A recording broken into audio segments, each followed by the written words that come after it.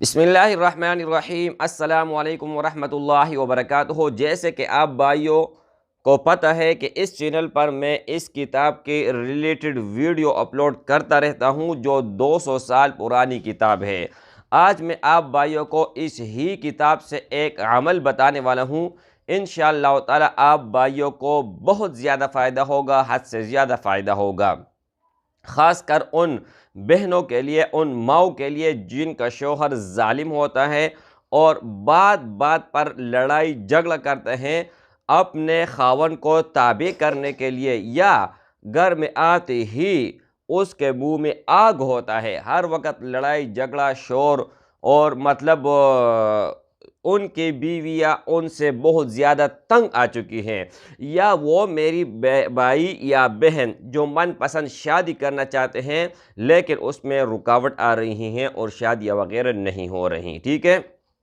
اس سے پہلے ایک چھوٹا سا مختصر واقعہ میں آپ بھائیوں کو سنا دیتا ہوں، اس کے بعد آپ بھائیوں کو میں وہ عمل بتاؤں گا اس ہی کتاب سے انشاءاللہ تعالی۔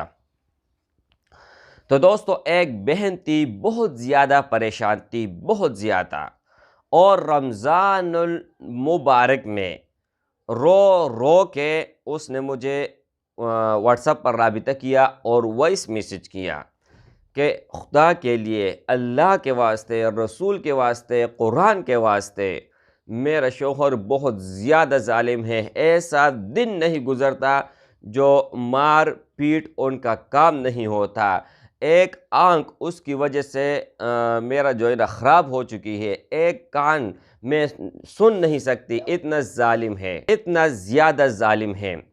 تو میں نے بہن سے کہا کہ آپ کو پریشان ہونے کی کوئی ضرورت نہیں ہے، اللہ جل شانہ کا کلام ہمارے پاس ہے، اور اس کتاب سے حل میں آپ بھائیوں کو نکال کے دے دیتا ہوں۔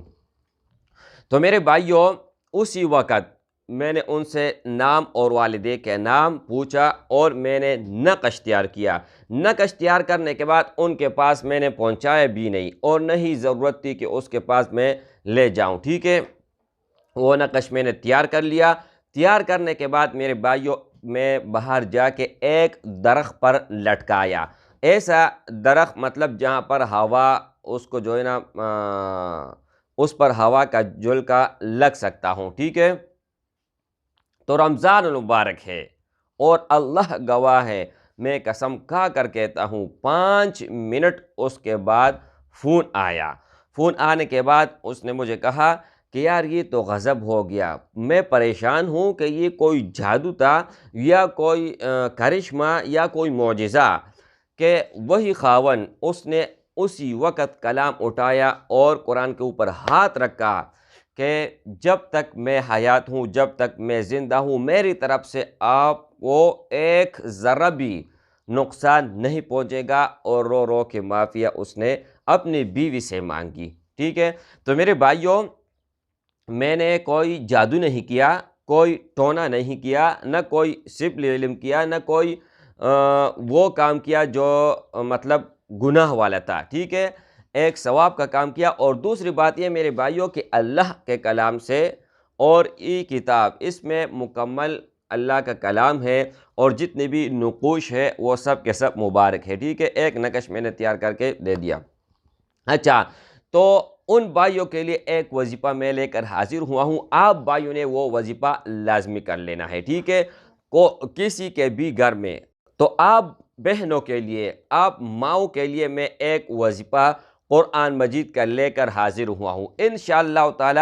یہ تو آپ کا شوہر ہے، اگر آپ کا کوئی جانی دشمن بھی ہو تب بھی آپ کر سکتے ہو، یہ بھائی بہن سب جتنے بھی ہے سب کے سب کر سکتے ہیں، یہ نہیں کہ بس صرف بیوی کو اجازت ہے اور کسی کو اجازت نہیں ہے، ٹھیک ہے۔